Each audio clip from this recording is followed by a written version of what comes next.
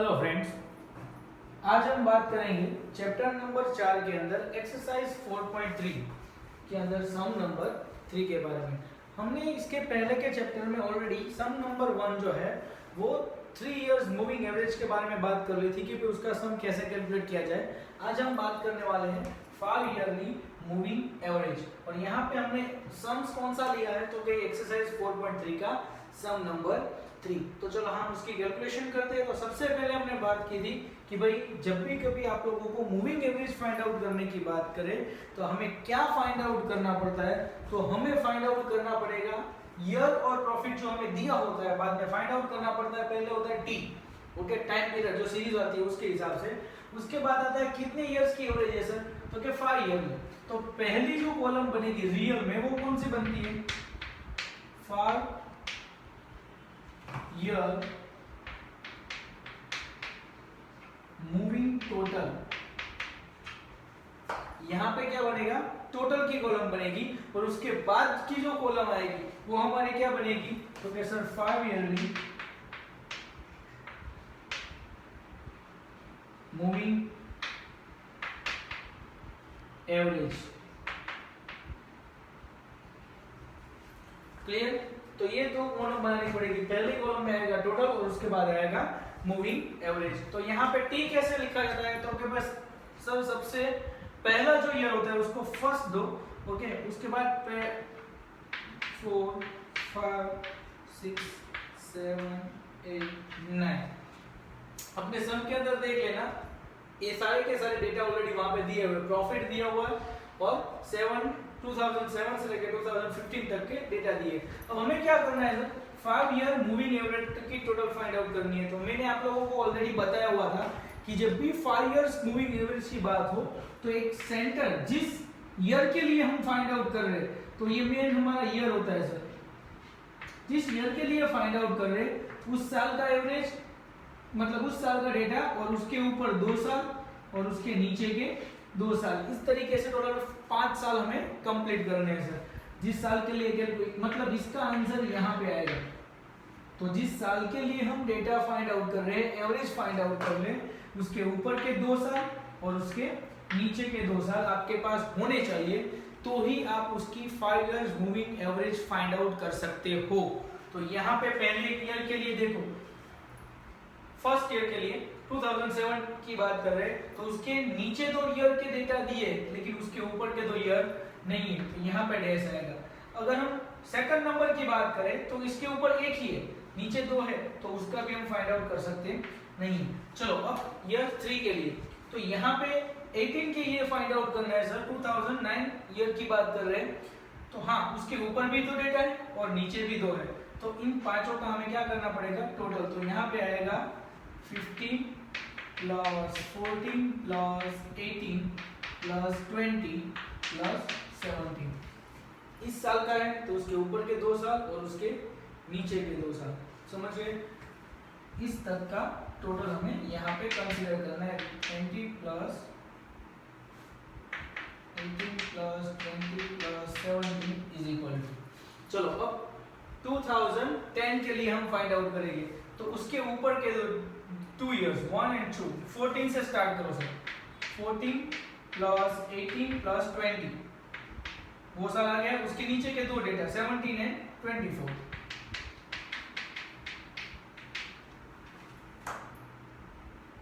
Clear. अब 17 के लिए तो उसके ऊपर के 2 years 18 plus 20 plus 17 plus 24 and 27। Clear. Then after 24 2012 के लिए तो ऊपर के 2 साल 20 से लेकर स्टार्ट करना है सर। 20 प्लस 17 प्लस 24 वो खुद प्लस 27 प्लस 25। चलो 17 मतलब कि 2013 का डेटा, तो 13 के लिए उसके ऊपर के 2 साल 27 के ऊपर के 17 से स्टार्ट करो। 17 प्लस 24 प्लस 27 प्लस 25 एंड 23। चलो 25 के लिए मतलब 2014 के लिए लेकिन देखो उसके ऊपर 2 साल है 25 के लिए, उसके ऊपर के 2 साल है नहीं, कि नीचे एक ही है, तो यहाँ पे भी ये और ये फाइंड आउट होगा नहीं। इन शॉर्ट जब भी कभी आप यहाँ पे 5 ईयर मूविंग एवरेज लेते हो तो पहले फर्स्ट 2 इयर्स एंड लास्ट के जो 2 साल होते हैं, लास्ट के 2 इयर्स, उनका डेटा हमें मिलेगा नहीं। और जब भी कभी यहाँ पे 3 इयर्स मूविंग एवरेज होती है तो पहले और लास्ट के 2 इयर्स के हमें डेटा मिलते नहीं है। तो इस तरीके से हम यहाँ पे हम क्या फाइंड आउट कर सकते हैं हमारे सम्स के लिए मूविंग टोटल। चलो पहले 5 साल का टोटल, इन पांचों का टोटल क्या होता है 84। चलो उसके बाद का टोटल क्या होगा 93। देन आफ्टर थर्ड का टोटल क्या होगा 106। चलो उसके बाद 113 एंड लास्ट का करो तो उसका टोटल आएगा 116। मिल गया। अब कितने साल के लिए मूविंग एवरेज चाहिए, तो कैसे 5 इयर्स के लिए, तो यहाँ पे आएगा 84 divide by 5 is equal, clear. यहाँ पे क्या आएगा 93 divide by 5 is equal to, यहाँ पे आएगा 106 बाय 5, 113 बाय 5, 116 बाय 5। चलो 84 डिवाइड बाय 5 16.8, 93 डिवाइड बाय 5 कितना होगा, तो क्या सर 18.6, 106 डिवाइड बाय 5 21.0, सॉरी 21.2 कितना आएगा 21.2, और आखिरी के दो कौन से आएंगे, तो इसका आएगा 22.6 और लास्ट का क्या होगा 116 डिवाइड बाय 5 तो 23.2, क्लियर। तो ये कौन सा सम था 5 इयर्स मूविंग एवरेज। अब इसके बाद हम बात करने वाले हैं 4 ईयर मूविंग एवरेज की। तो सबसे पहले तो वो किस तरीके से फाइंड आउट करते हैं उनके बारे में बता ले।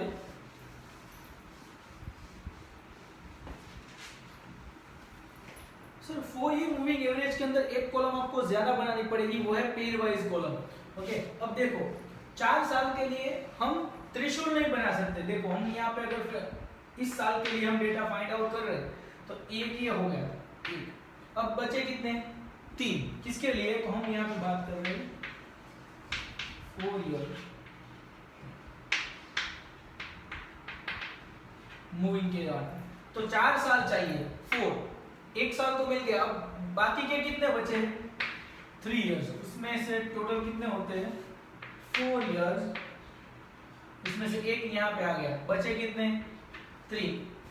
अगर आप 3 को डिवाइड करोगे तो या तो नीचे 2 आएंगे और एक ऊपर आएगा, अदरवाइज 2 ऊपर आएंगे एक नीचे आएगा, तो ये कंप्लीट पेयर बनती नहीं है।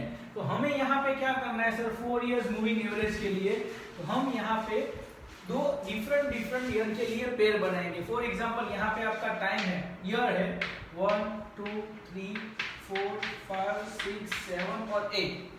ओके, तो हम क्या करेंगे, पहली पेयर जो होती है इन चारों का टोटल करेंगे और यहाँ पे लिखेंगे। ओके, उसके बाद क्या करेंगे, इन चारों का टोटल लिखेंगे और उसको हम लिखेंगे यहाँ पे। सेकंड के लिए हमने किया, पहला जो आंसर आएगा किसके बीच में आएगा, 1 से लेकर 4 साल, मतलब ये आंसर बनेगा हमारा 2 और 3 के बीच का। किसके बीच का मिलेगा हमें, 2 और 3 के बीच का। उसके बाद हम कितने साल के लिए ले रहे हैं 2 से लेके 5, तो वो आंसर हमें किसके लिए मिलेगा 3 और 4 के बीच। किसके बीच मिलेगा 3 और 4 के बीच। ओके, और इन दोनों का जो पेयर होता है, इन दोनों का ग्रांड टोटल करो और उसको डिवाइड बाय 8 करो। समझ में आया। फिर से एक बार हमें करना क्या है, तो कि सर जितने साल हमें यहाँ पे दिए हुए 1 2 3 4 5 6 7 8। ओके, तो आपका पहला टोटल कहाँ पे आएगा, पहले 2 लाइन और दूसरी 2 लाइन उसके बीच में यहाँ पे। 2 और 3 के बीच में। और दूसरा टोटल कहाँ पे आएगा, तो क्या सर अब एक नंबर को निकाल दो, ओके। उसके बाद 2, 3 एंड 4, 5 इन चार के लिए बात करनी है अब, तो उसके बीच का टोटल आएगा 3 और 4 के बीच में। देख लो ऊपर भी नीचे, ऊपर और नीचे दोनों के लिए 2-2 ईयर्स रिजर्व रखने हैं। अगर पहले रो की बात करें तो 1 से 4 के बीच का आता है 2 और 3 के बीच में, दूसरा आता है 2 से 5 के बीच का 3 और 4 के बीच में। अब ये दोनों साल की जो टोटल आपको मिले अमाउंट, उन दोनों ईयर्स के अमाउंट को प्लस करो और जो टोटल मिलता है उसको डिवाइड बाय क्या कर दो 8। 8 करने का रीजन क्यों, आप बोलोगे सर 4 ईयर मूविंग एवरेज है, लेकिन 8 से डिवाइड क्यों किया, क्योंकि उसके पीछे का रीजन ये है कि आपने यहाँ पे टोटल 8 ईयर्स को कंसीडर किया। पहले के लिए 4, 1 2 3 4, तब जाके आपको फर्स्ट टोटल मिला। अब दूसरे के लिए हमने क्या किया, तो कि 2 3 4 एंड 5, तब जाके हमें 3 के सामने का 3 और 4 के बीच का टोटल मिला, ओके। और उन दोनों को हमने प्लस किया, मतलब इसके 4 साल और इसके 4 साल हो गए मिला के 8, इसलिए हमने डिवाइड बाय क्या किया 8 किया। तो यहाँ पे 4 ईयर मूविंग एवरेज के अंदर हम डिवाइड बाय कितना करेंगे 8 करेंगे, तब जाके आपको क्या मिलने वाला है, आंसर मिलने वाला है। तो यहाँ पे हम 4 ईयर मूविंग एवरेज के अंदर जो सम्स आते हैं उसमें से एक सम्स कैलकुलेट करेंगे। यहाँ पे हम सम नंबर कैलकुलेट करने वाले हैं 2। 4 ईयर मूविंग एवरेज। चलो आपके टेक्स्ट बुक के अंदर क्वेश्चन क्या दिया है 4 ईयर मूविंग एवरेज के लिए। क्वेश्चन नंबर मतलब सम नंबर 2 एक्सरसाइज 4.3 के अंदर देखो, वहां पे आप लोगों को मंथ के नेम दिए हैं, जनवरी, फरवरी, मार्च, अप्रैल, मई, जून से लेकर दिसंबर तक। तो ये सम थोड़ा बड़ा बनेगा, तो हम यहाँ पे उसके लिए स्पेस थोड़ी ज्यादा कंसीडर कर ले।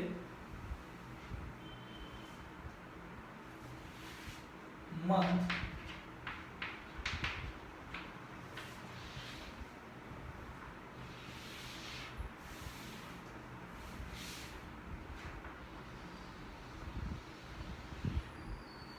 पहली आपकी कॉलम आएगी मंथ। उसके बाद उन लोगों ने क्या दिया है डेटा के अंदर, शेयर प्राइस। पहले हम बनाएंगे टी, उसके बाद की उन लोगों ने कॉलम दी है शेयर प्राइस। चलो अब हमें टोटल कितनी कॉलम बनानी है, अब बनानी है 3 कॉलम। कितनी कॉलम प्रिपेयर करनी है 3। उसमें पहले आएगी 4 इयर्स मूविंग टोटल। उसके बाद आएगा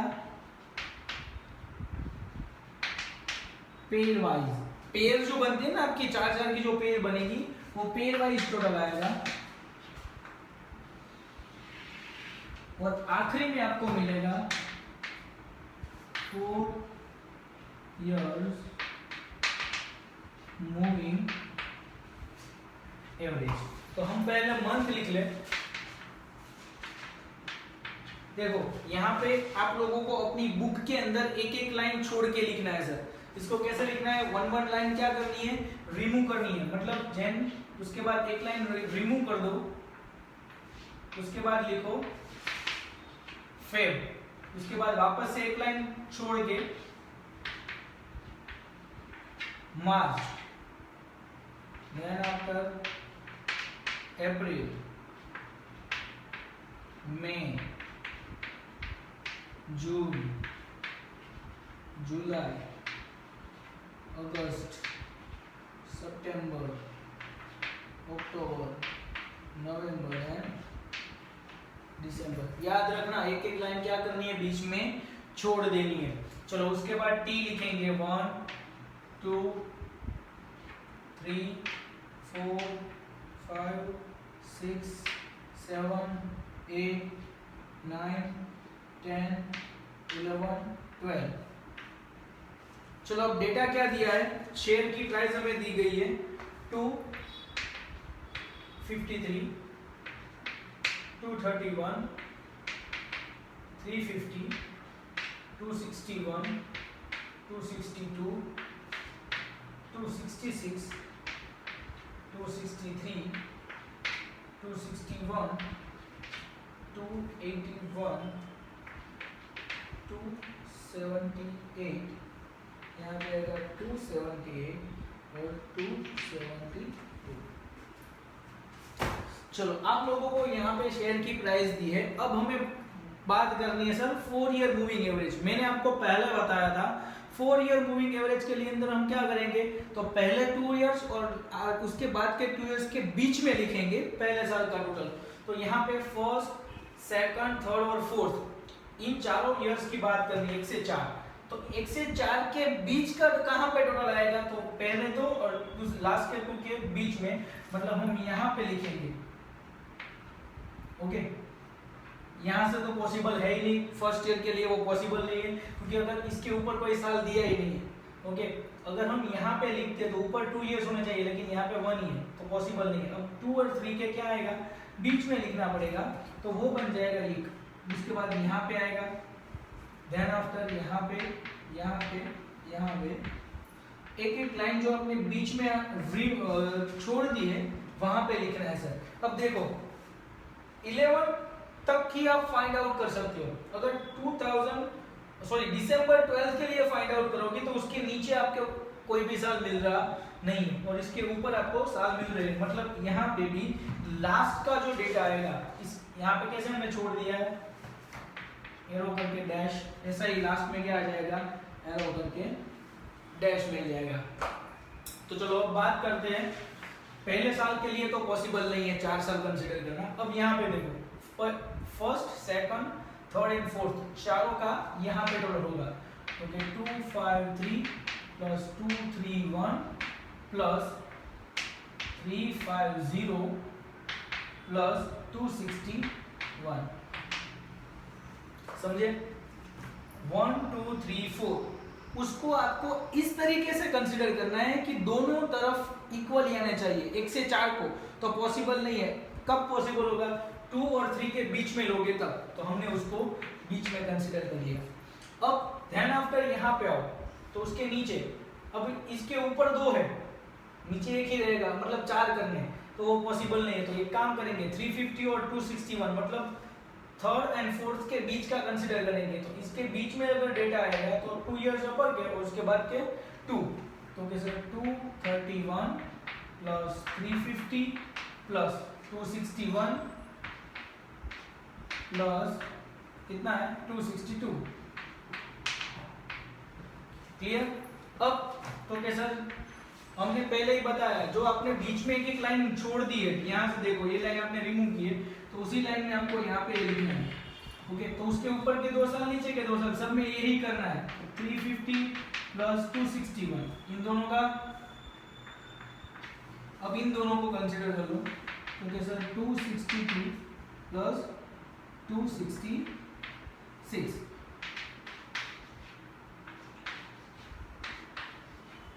चलो यहाँ पे इसके लिए क्या कंसीडर करेंगे, ये 4 साल 261 प्लस 262 266 प्लस 263। चलो यहाँ पे इसके लिए क्या कंसीडर करेंगे, इसके ऊपर के 262 प्लस 266 प्लस 263 प्लस 261, इसका टोटल यहाँ पे आएगा। चलो उसके बाद इस साल के लिए उसके ऊपर 2 कौन से, ये दोनों 266 263, देन आफ्टर 261 281।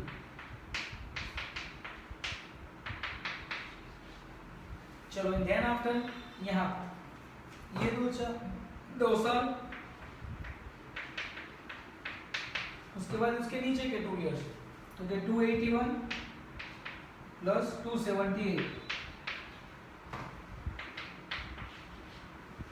देन आफ्टर यहाँ पे इसके लिए डेटा कैलकुलेशन, तो 2 साल यहाँ के और 2 साल यहाँ के, तो 262 1 से स्टार्ट करो then after 281, then after 278 and last का भी कौन सा है 278।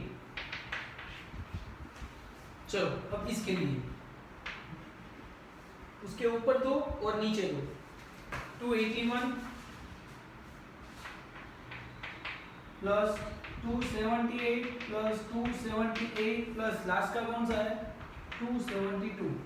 अब यहाँ पे देखो इसके लिए, लेकिन उसके ऊपर 2 साल के लिए मतलब 2 मंथ के डेटा है, नीचे 2 मंथ के डेटा नहीं है, तो वो हम फाइंड आउट कर सकते नहीं है। अब हमें इसके टोटल को टोटल करके पेयर वाइज टोटल लिखना पड़ेगा। तो हमारा टोटल क्या बनेगा, यहाँ पे देखो इसका टोटल क्या मिल रहा है वो हमें कंसीडर करना है। तो 253 प्लस 231 प्लस 350 और 261, तो वो हमें डेटा मिल रहा है सर यहाँ आपका टोटल 1095। इस साल का कितना मिल रहा है, तो वो मिल रहा है 1104। यहाँ का कितना मिल रहा है 1139। देन आफ्टर वन कितना मिल रहा है 261 के वाला 1052। उसके बाद क्या मिल रहा है same to same 1052। Then after last के 3 मंथ 3 बाकी रह गए 1139। देन आफ्टर 1152 1052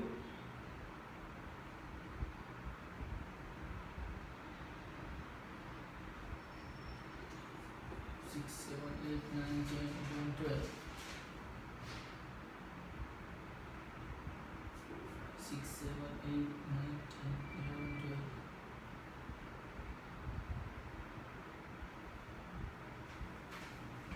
यहाँ पे आएगा 1000, तो टोटल 1071। उसके बाद का टोटल क्या मिलेगा 1083। देन आफ्टर लास्ट के 2 का टोटल क्या मिल रहा है, तो इसका मिलेगा 1098। और यहाँ पे जो बनता है लास्ट ओके उसका मिलेगा हमें 1109।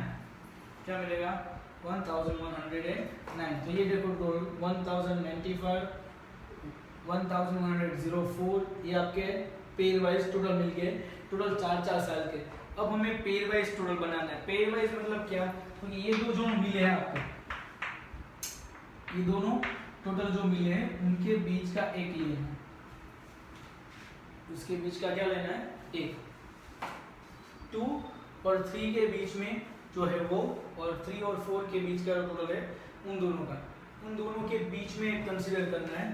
Okay then after okay sir 3 और 4 के बीच का टोटल मिला आपको, इन दोनों के बीच का उसको एक कंसीडर करना है। देन आपको इन दोनों के बीच का एक कंसीडर करना है, यहाँ से लेना है, इसको ऐसे लेना है, ये भी लेना है, ये करो और ये करो। यहाँ पे इन दोनों के बीच में मतलब थर्ड लाइन जो आपकी है मार्च मंथ, उसके बीच में आपको यहाँ पे वैल्यू मिलेगी। 3, 4, 5 वाली जो मंथ की अपनी एवरेज है वहां पे हमें क्या मिलेगा, हमारा टोटल मिलेगा। तो चलो टोटल करते हैं। 1095 प्लस 1104, तो उसका हमें टोटल मिलेगा 2199, 2243। देन आपको मिलेगा 2191। इसका ग्रांड टोटल मिलेगा 104 2123 2154 और उसके बाद मिलेगा 2181 एंड देन आफ्टर मिल रहा है 2207। चलो अब हमें क्या करना है, अब हमें याद करो डिवाइड बाय क्या कर रहे थे 8, तो ये जो डेटा मिला उसको डिवाइड बाय 8 करना है। तो यहाँ पे हमें आंसर मिलेगा इसके सामने ही। ओके यहाँ पे मिलेगा 2199 डिवाइड बाय 8। ओके तो सबको 8 से डिवाइड करो, सबको 8 से डिवाइड करो, तो इसका आंसर क्या आएगा। तो 2199 को डिवाइड करो 8 से 274.88।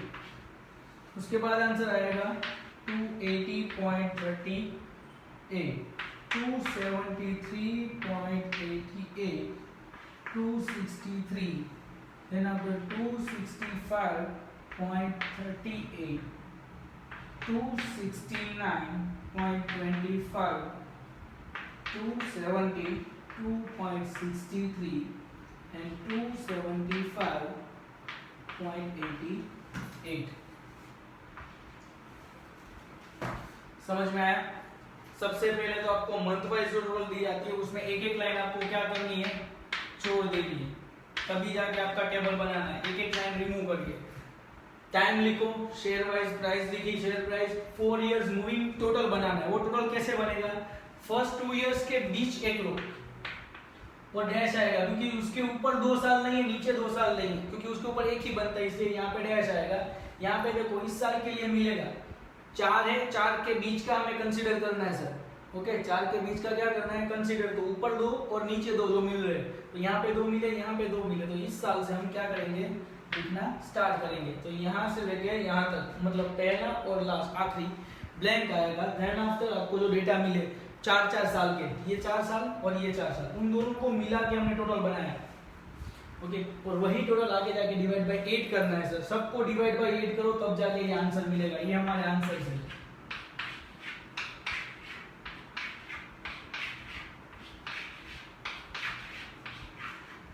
ओके, इसको हम क्या बोलेंगे, 4 इयर्स मूविंग एवरेज। ओके, ये सम थोड़ा कॉम्प्लिकेटेड है लेकिन बहुत ही इजी है।